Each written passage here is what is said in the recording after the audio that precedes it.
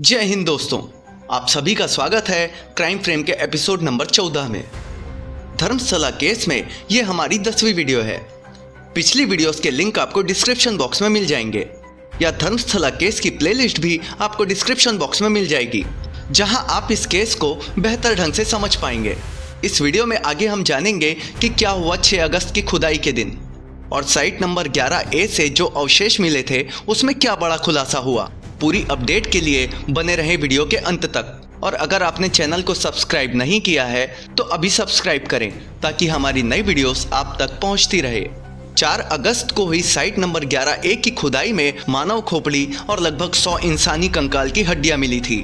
SIT ने यह कहा था कि जिस किसी के भी परिजन जो उस दौरान गुमशुदा हुए हों वो सामने आकर इंफॉर्मेशन दे सकते हैं, जिसमें इस मामले में अब एक सुंदरी नाम की महिला सामने आई है। उसने ये दावा किया है कि सन 2012 में उसके पति और उसकी ननंद दोनों की उसके घर में ही घुसकर हत्या कर दी गई थी। उसके पति का नाम था नारायण और ननंद का नाम था यमुना।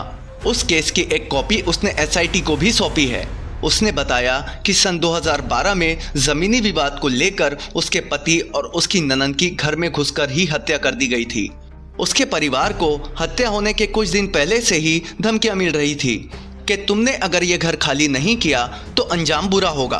और हत्या होने के एक दिन पहले ही हर्षेंद्र नाम के एक व्यक्ति ने घर आकर धमकी दी थी कि अगर अब तुमने घर खाली नहीं किया तो मैं नारायण की हत्या कर दूंगा। और उस धमकी के अगले ही दिन नारायण और उसकी बहन की घर में घुसकर ही हत्या कर दी गई थी। और जब सुंदरी घर के पास पहुंची तब उसे अंदर भी जाने नहीं दिया जा रहा था। हर्षेंद्र और उसके साथ के लोगों ने घर पर ताला लगा दिया था। हर्षेंद्र और उसके साथ के लोगों ने आसपास के लोगों को यह भी कहा था कि कोई इसका साथ नहीं देगा। तब सुंदरी चीख पुकार मचाते हुए पुलिस स्टेशन गई इस डबल मर्डर केस की FIR दर्ज करवाने। पुलिस ने वहां उस समय उसकी FIR नहीं ली, जबकि ये एक डबल मर्डर केस था। और बहुत संघर्ष के बाद सुंदरी की FIR ली गई, पर उसके बाद भी पुलिस ने अपना काम ईमानदारी से नहीं किया। ये डबल मर्डर केस कोर्ट में गया और कुछ समय बाद ही इस केस को डिसमिस कर दिया गया। उस महिला ने ये आरोप लगाए हैं कि पुलिस ने अपना काम ईमानदारी से नहीं किया था और अपराधियों का साथ दिया था। और अब उस नकाबपोश गवाह के सामने आने से धर्मस्थला में इतना कुछ हो रहा है, तब वो महिला भी SIT से इस केस की फिर से जांच करने की मांग कर रही है। धर्मस्थला लगातार सुर्खियां बटोर रहा है।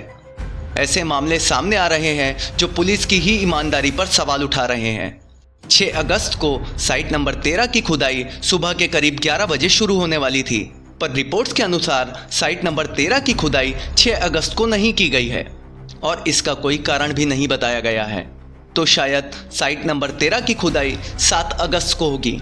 आगे की अपडेट्स के लिए बने रहें क्राइम फ्रेम के साथ। जय हिंद।